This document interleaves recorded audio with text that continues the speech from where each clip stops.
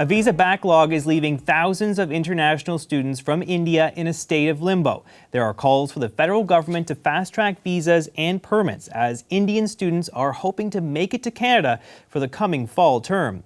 Anshuman Gaur is India's acting High Commissioner. I spoke with him this week. High Commissioner, welcome to the show. Mr. Tasker, it's always a pleasure to be back on CBC. Thank you. Yeah, well, the fall semester is just around the corner. It's really only a matter of days now before school starts. And we're hearing reports that many Indian students are in limbo, waiting for study permits. What's your sense of how big a problem this is? How many students are facing delays right now? Well, we have received a number of petitions, Mr. Tasker, and I'm told that this year alone we have 75,000 students from India who have applied for various courses in Canadian universities.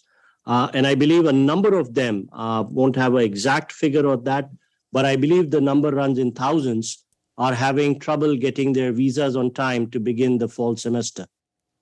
And you've asked, I understand, the Canadian authorities to fast-track some visas for Indian students because there is this holdup. What's been their response? What have you heard from Ottawa? Has there been any assurances that they'll actually get to the bottom of this? Yes, we have been in touch with both the Canadian Global Affairs and also with the IRCC.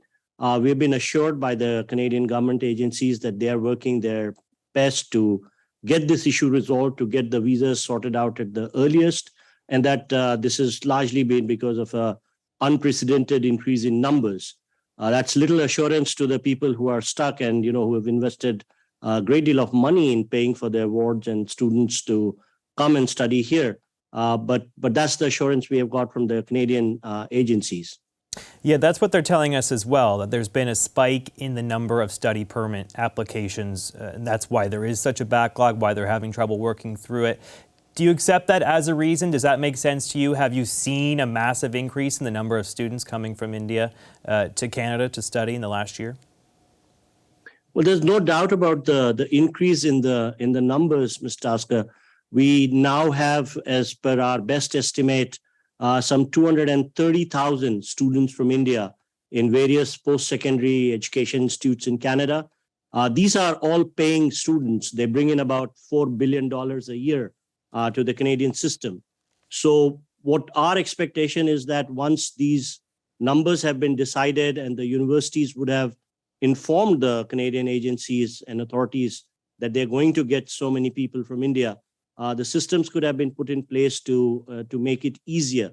Because right now we are facing a situation where the students are not very clear about how or when they're going to get their visas and whether they can begin their semesters in time. Most of these people have taken loans and they are losing money on that, paying interest for an education which they are not getting. So we have been talking to both the universities and the government agencies in Canada to kind of find a solution to this problem. I mean, school is stressful enough as it is, and then having to worry about all this coming through.